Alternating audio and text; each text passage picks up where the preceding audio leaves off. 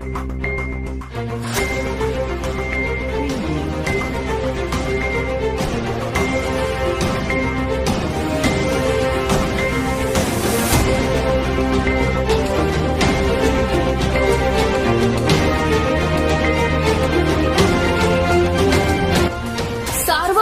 News Maharashtra. नवऱ्याचे एका महिलेशी असलेले प्रेमसंबंध, त्यातून तिला नवऱ्यासह त्याच्या प्रेयसीकडून दिला जाणारा त्रास, सासू सासऱ्यांकडून माहेरून पैसे आणण्यासाठी होणारा छळ, या सर्वाला कंटाळून अवघे 24 वर्ष वय असलेल्या विवाहितेने राहत्या घरात फॅनला गळफास घेऊन आत्महत्या केल्याची अहमदनगर येथील नवनागापूरच्या चेतना कॉलनीत ही धक्कादायक घटना घडली असून तेजल संग्राम भापकर वय 24 राहणार चेतना कॉलनी नवनागापूर असे मयत विवाहितेचे नाव आहे।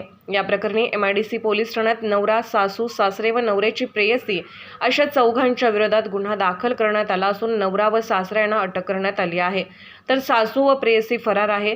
याबाबत मयत तेजलचे वडील पाटीलबा मारुती थेटे राहणार कोल्हार भगवतीपूर तालुका राहता यांनी फिर्याद दिली आहे। मयत तेजल हिचा विवाह दिनांक 19 डिसेंबर 2021 रोजी संग्राम विठ्ठल भापकर याच्याशी झाला होता।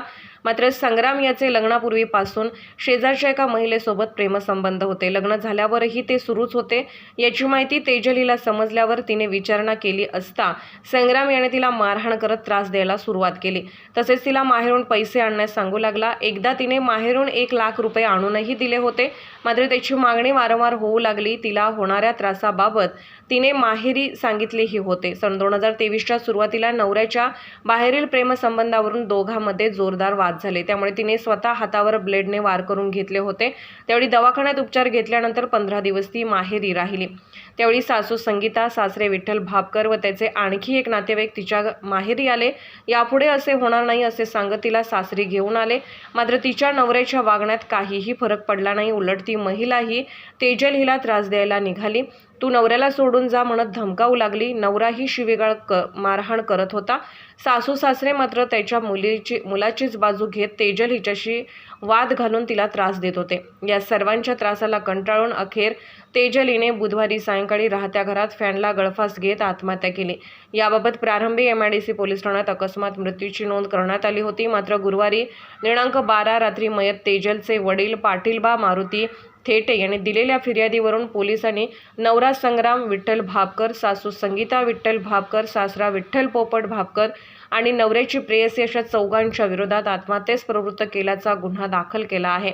आरोपींनी मयत तेजलला कशाप्रकारे मारहाण करत छळ केला याचे पुरावे पोलिसांना देण्यात आले आहेत। या महिला आरोपींनीही लवकर अटक न केल्यास, यांच्यावर कठोर कारवाई न झाल्यास नाशिक विभागाचे पोलीस महासंचालक यांची भेट घेणार असल्याचे नातेवाईकांनी म्हटले आहे। सर्वमंथन न्यूज महाराष्ट्र, अहमदनगर। मी पाटीलबा मारुती थेटे राहणार कोल्हार भगवतीपूर तालुका राहता जिल्हा अहमदनगर। माझी मुलगी तेजल पाटीलबा थेटे हिचा विवाह मी नवनागापूर येथील संग्राम विठ्ठल भापकर या मुलाशी 2019 मध्ये झाला। तर थोड्या दिवसात तिच्या माहेरच्या लोकांनी माझ्याकडे काही पैशाची वगैरे मागणी केली। मी सुरुवातीला 1 लाख रुपये मागितले, ते पण मी दिले। त्यानंतर अशी वारंवार मागणी, पण मी प्रत्येक वेळी देऊ शकलो नाही। त्यानंतर तिला त्या मुलाचा एका दुसऱ्या मुलीशी नाही संबंध होते, त्याच्यावरून ती मुलगी पण आणि तिच्या घरचे माझ्या तेजलला वारंवार त्रास देत होते। देत असल्यामुळे त्या गोष्टी आम्हाला ती सांगत होती, पण आम्ही तिला 1-2 वेळेस इकडे घरी घेऊन आले। त्यावेळी तिचे सासरे, सासू आणि इतर नातेवाईक ते सगळं इथे येऊन तिच्या पाया पडले, आमची रिक्वेस्ट केली आणि अशी गोष्ट परत होणार नाही अशी तिने आम्हाला ग्वाही दिली, म्हणून आम्ही तिला परत त्यांच्यासोबत पाठवले। पण त्यानंतर तिने आमच्या मुलीचा म्हणजे या विश्वासात घेऊन विश्वासघात केला। काय केलं तिला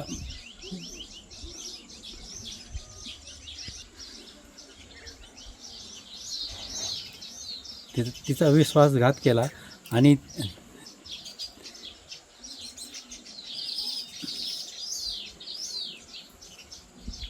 संशय त्यांनी तिचं घातपात केलेला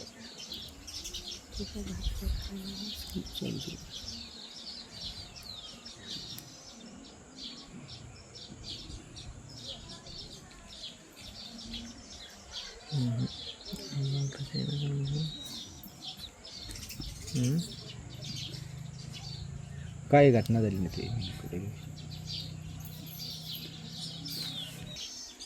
त्याने आत्महत्या केल्याचं पण तिने आम्हाला बुधवार म्हणजे तिच्या घरून तिच्या आईच्या मोबाईलवरून एका दुसऱ्याच व्यक्तीचा फोन आला का तुमची मुलगी सिरियस आहे आणि तिला भेटण्यासाठी तुम्ही सर्वजण लगेच नगरला निघून या. त्यानंतर आम्ही इथून बरेच वेळेस फोन केला पण तिने कुठल्याही व्यक्तींना त्यांच्या किंवा नातेवाईकांनी त्यांचा फोन उचलला नाही. मग आम्ही इथून आमचे बाकीचे पाहुणे वगैरे त्यांना फोन करून निरोप दिला. आम्ही सर्वजण नगरला गेलो. तिला ज्या वेळेस गेलो तिला त्यांच्या दारापुढे भरपूर पब्लिक असल्यामुळे तिला आम्हाला कळलं का तिने आत्महत्या केली असा. पण आम्हाला ती आत्महत्या नसून तिने तिचा घातपात करून तिचा मृत्यू हे केलं आहे हे आमच्या लक्षात आलं. काय मागणी आहे तुमच्या? आम्हाला त्या सर्व जेवढे आरोपी आहे त्यांना सर्व ही फाशीची शिक्षा झाली पाहिजे अशी आमची मागणी आहे. आता आमचा हा सर्व विधी उरकल्यानंतर आम्हाला जर प्रशासनाने याच्यावर काही कारवाई केली नाही तर आम्हाला काही निर्णय घ्यायचा तो आम्ही घेऊ. त्याला सर्व जबाबदार प्रशासनाचे राहील.